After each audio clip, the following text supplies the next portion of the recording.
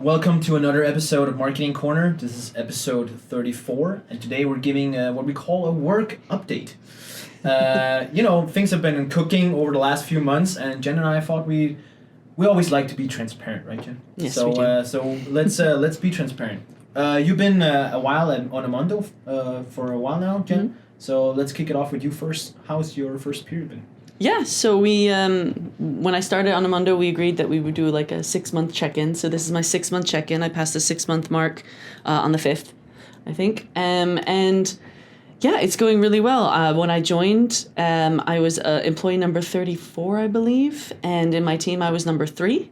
We are now 11 in my team and 70 in the company as a whole. So in 6 months, we went from 3 people to 11. Jesus. So that's been a hell of a learning curve. Very, very steep.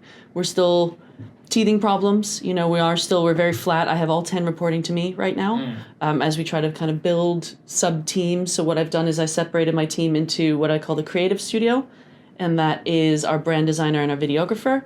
And those guys are responsible for kind of creative stuff, right? So they're doing animations, they're doing video, they're doing interviews, they're doing this podcast they're helping us out with. So they kind of work across the company to make videos and animations and cool assets and things like that. Then I have the performance team, and that has four people now.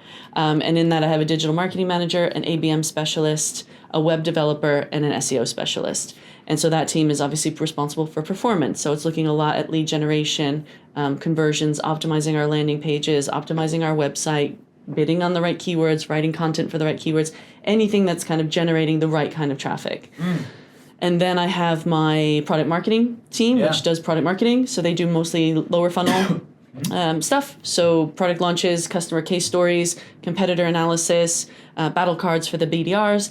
And then last but definitely not least, I have my brand and community team, which consists of an events, a brand and community manager who focuses on events, and a social media specialist who does a lot of communicating with That is one hell of a sick team in 6 months. I'm not gonna lie. I'm super jealous. Like, how did you? We talked about this in the past. How did you decide these were the roles you needed to invest in?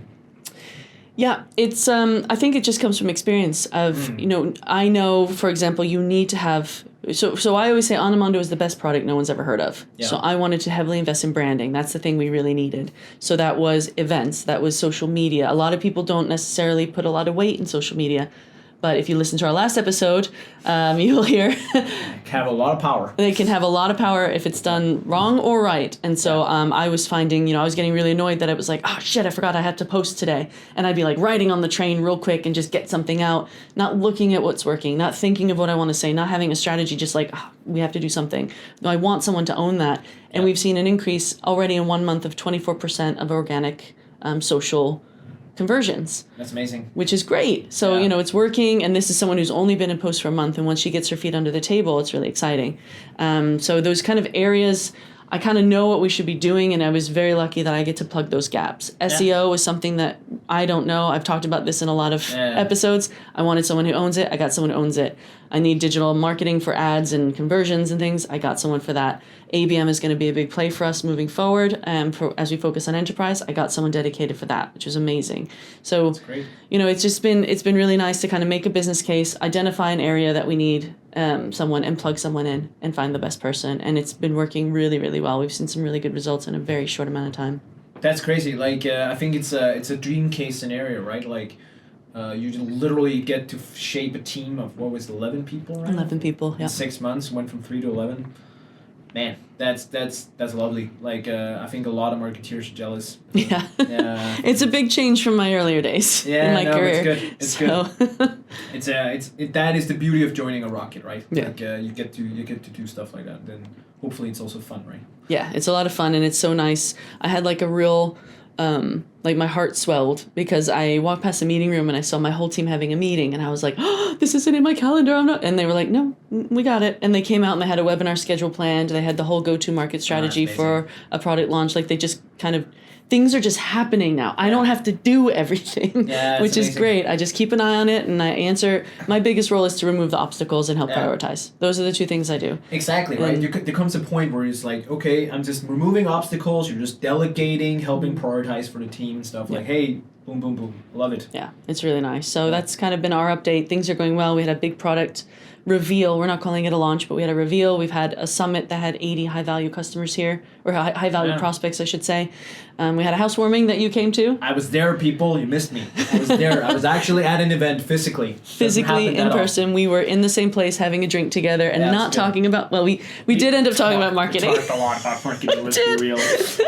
We got asked questions, we're like, well, here's what growth hacking means. A lot of people get this wrong. Yeah, we did kind of do that a little bit. But I also danced, and I hope you did too. I did, a little bit. I wasn't that drunk. Drunk enough to dance. Yeah, exactly. So that's what's up with me. Yeah. What about you, Casper? Well, I have a bombshell, you Boom. know, and it's kind of like, this is for the people who actually listened to the episode and didn't just take for the first headline, right? No, but so it's an Easter egg. As we announced this, I think when this episode is gonna come out, it's been public for a week or something. So here we are. But I've actually parted ways with United FinTech, and it's nothing. It sounds super dramatic. It's really not dramatic. We're really good friends, and I'm still gonna be in touch with them and do things with them. So it's really not dramatic, but I think it's just a question of I want to be a free bird, and in the sense that I've been kind of doing someone else's vision for a while, like building someone else's dream. And I believe a lot in United FinTech, and I think the guys are going to kill it, and they're on their way to kill it, but it's not what I want to do. Like, and I think I realized this a while ago, and now in the potentially biggest economic downturn we've seen in a while, with layoffs happening left and right, I've decided to do it now. Yeah, and my mom and dad, when I told them, were like, "You're a fucking idiot. Are you sure about this?" I'm like, "Mom and Dad, I'm 100% sure this is the right thing to do." So once I decided to part ways, there was multiple things I could do, but just also to show, like, I had multiple really cool offers. Maybe CMO for cool companies, VP marketing, all that jazz, more pay, all good stuff. And it sounds super arrogant, and it's really privileged to be here, but that's really not what I wanted to do. Like, it's just like, I was looking at it, I was like, yeah, that's not what I'm supposed to do. I think the truth is, I really wanted to build my own SaaS, but I'm not at the place right now where, first of all, I have the idea to do that. Like, I have a few ideas on the table that I'm going to be working on, but I don't have that. And it requires a lot of capital, right? Like, you need some capital, you need some months without pay or something similar, unless you get funding straight off the bat, which is a model I don't necessarily believe that much in. And you need typically with a SaaS, you also need a founder, right? Like, you need someone to build it with, or at least a technical founder. I'm not super quite marketing technical, but I'm not. I can't program anything, right? So that's something I really want to do. So instead I was like, okay, what is it I really want to do then? Well, I've been helping companies on the side for quite some time, since 2017, when I made my own consultancy on the side, and I was kind of like, that's actually what I want to do. I found that's really fun. That's been really fun, and it's been a side hustle for a while. I'm like, what happens if I go all in? So I decided to do that. I made a company called SparkForce. SparkForce, I'm just going to say it, because Jen keeps messing with my name, so now I get super insecure about it. But Sportfarce. Yeah. It's called SparkForce, Jen. Come on. SparkForce. No, it's a cool name. It's a cool name. Thanks. I'm just giving you a hard time. It's my role. And it's a B2B marketing agency, focusing exclusively on B2B marketing, and kind of doing it full stack. So I kind of think the beauty of it is that I can offer full stack marketing for people, right? I can tell them what to do on strategy on different areas, and I can also execute. I can execute on paid advertising, social selling, what you do on organic. I can help you build content strategy, SEO, all that stuff. I think that what I realized after talking to a bunch of people was that there was a huge gap in the market. Like just as a note of like how much I think there's a gap. In the last, since 2017, I haven't talked about this, I haven't announced it, I haven't told anyone I do this. I've helped more than 50 companies now. And I've had more than twice that come to me and say, Casper, I don't know if you do this, but can you help us on the side, right? And I've always been like, okay, maybe. I don't have a lot of time, so but there's these companies and they have no clue what they're doing, like, and they need all the help they can get. And for them, it's typically like a lot of these companies, some of them have an idea, but they still need some directional sparring and help with actually executing. And then there's the other companies that are like, We want to get started. We know it's the right thing. We just we can't afford to hire a full-time Casper, but maybe we can afford to build something small. So I've done that. I've already secured my first customers in the first month here. I'm probably going to be it looks like I'm going to be making twice what I make today. So things are good. Things are really good. Things are cooking. I'm going to be hiring hopefully in the first Q of next year and building something big. That's at least my plan. Nice. So yeah. I'm excited for you. I mean, it's you're definitely the right guy to do it. Thanks. To go out. You know some stuff. I've been around. You're okay. Yeah, I've been around. But it's interesting you say that because I'm also I dipped one tiny little pinky toe into consulting. Yeah. And I hated it. Yeah. But that's maybe because I had to figure out the tax system in Denmark and all the other things that as a non-native speaker was very difficult. But I think for me, I would much rather join something that's kind of halfway there. Mm. And that's I think that's my sweet spot. And I found that out having been at super corporate when I was at FIFA and then super small startup, bootstrapped. I kind of like something in between. I did try the consulting thing and it was lots of, what I found was interesting. And again, I wasn't at your caliber when I went out on my own. I wasn't at this caliber. But it was, you're asked to do something and you're like, but this doesn't make any sense. Why are you doing this? And it was like, I'm not paying for your strategy. I'm paying for your hands and your eyeballs. So just go make me some ads. And so, you kind of, I found it was, and that's why I love where I'm at now, where I can actually mold the strategy and stuff like that. But when I was kind of plugging into these companies that were messed up from the start, that was very difficult for me to kind of have an impact and yeah. And I think that's an extremely good point. And I think that's also what I want to do different. Yeah. Right? Because the companies I've already helped and stuff, I've told them, hey guys, I'm going to tell you what's up. Right? I'm not going to hold back. I don't have any stake in the game. So I'm going to tell you exactly what I think you should be doing. But if you choose to do something different and if you choose to completely ignore my advice, maybe we shouldn't be working together. Yeah. Right? So I've been really straight with the people I do because I'm also like, this is gonna sound super arrogant, but it's gonna be a premium product, right? These are for the people who want the best of the best. I want to offer them the best, and I want to do it the best way. And of course, we can do that in collaboration and all that stuff, and we should do that. I'm gonna do that. But as an example, one of the requirements I'm gonna have is that hey, we work on Slack. If you don't have a Slack environment, I'm creating a Slack environment, and that's how we collaborate. We don't collaborate on email. So I'm only going to be working with you on Slack. You have full flexibility in reaching me. You can write me at 11 in the evening if that's what you want to do on Slack. But that's how we communicate because it gets more personal, it gets more close, right?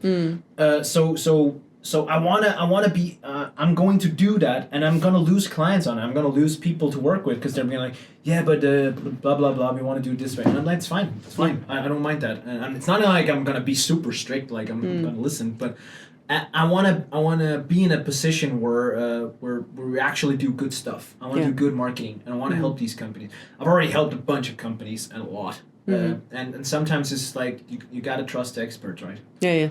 So, and I think now that we have this podcast, everyone knows that we're experts.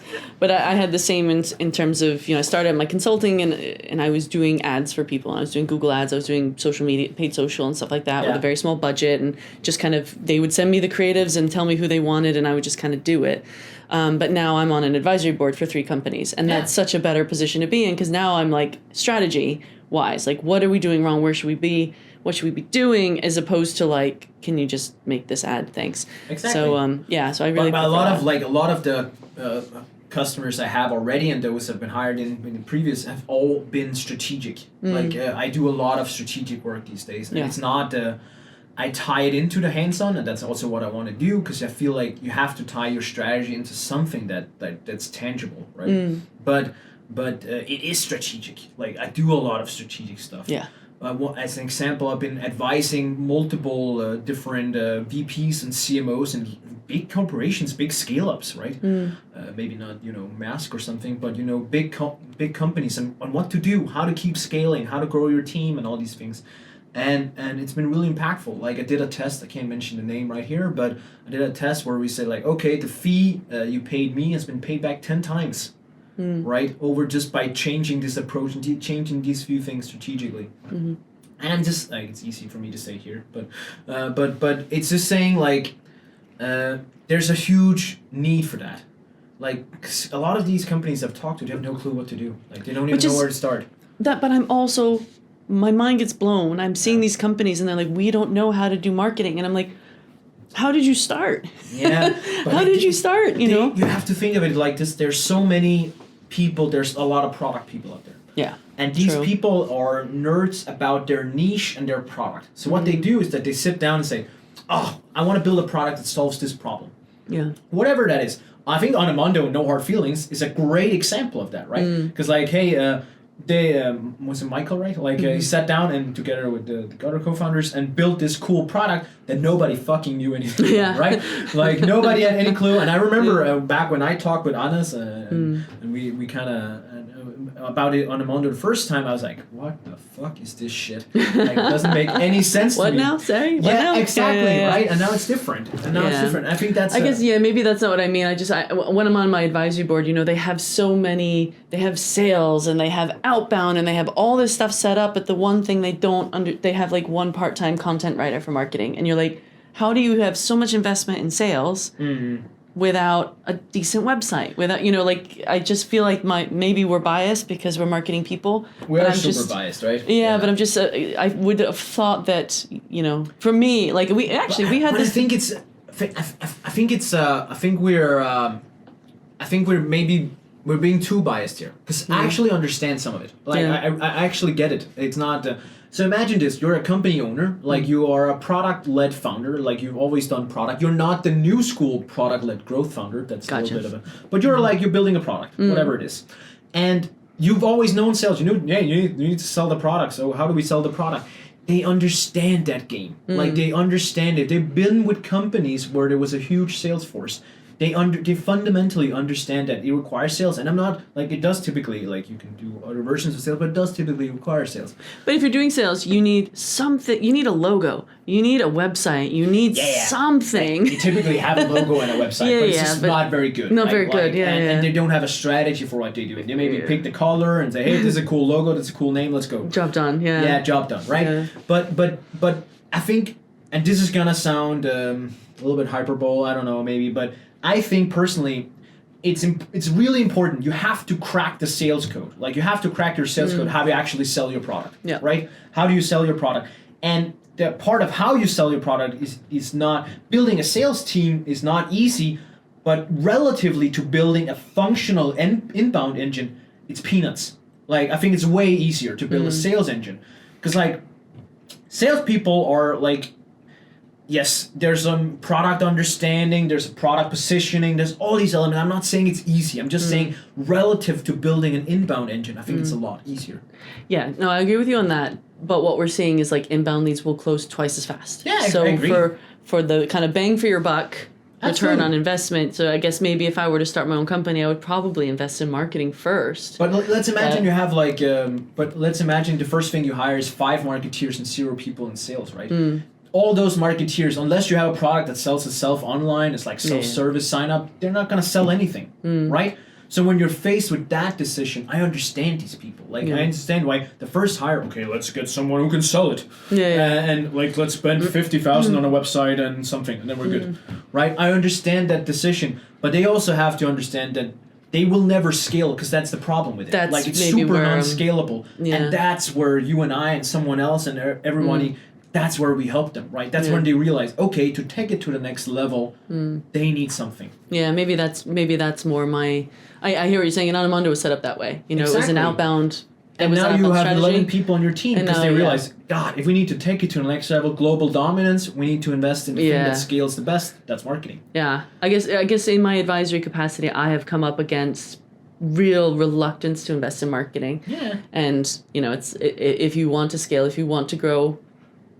But it's always a matter of priorities, right? Like there's not, and I think I've been on the part of the leadership team with United FinTech, and I've learned a lot both on what not to do, but also what to do. And one of the things I've at least learned was that they're so like, do you know who speaks the most at board meetings?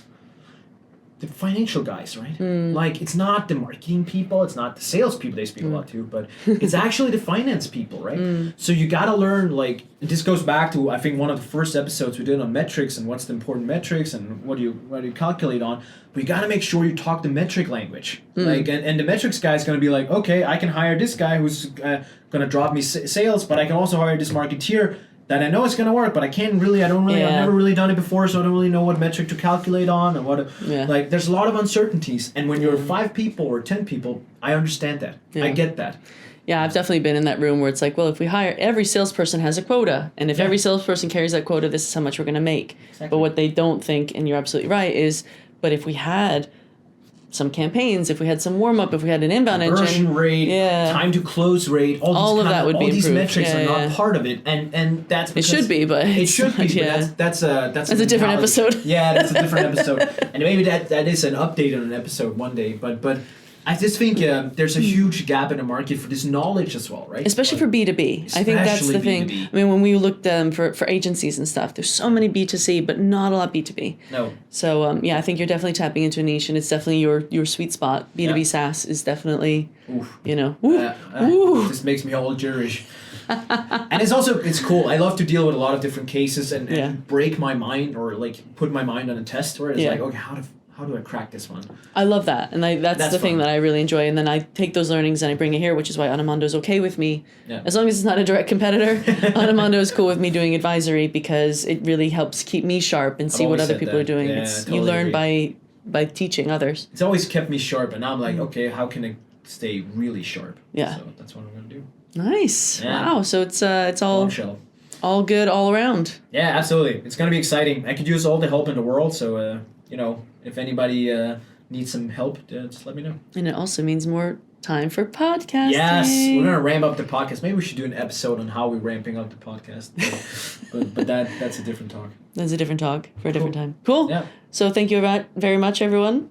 Spark Force. Remember, people. You will know a lot more about it. Spark Force. Yeah. Should I call myself a founder or CEO? What do you like? CEO and founder. CEO and double founder. Up. But then I'm gonna get all the LinkedIn spam. You're gonna get it either way, man. Okay. Just double down. You're the CEO, the CMO, the CFO. You're killing it. Hero. Okay. Cool. Okay. Thanks for listening, peeps. Bye. Yeah. Bye.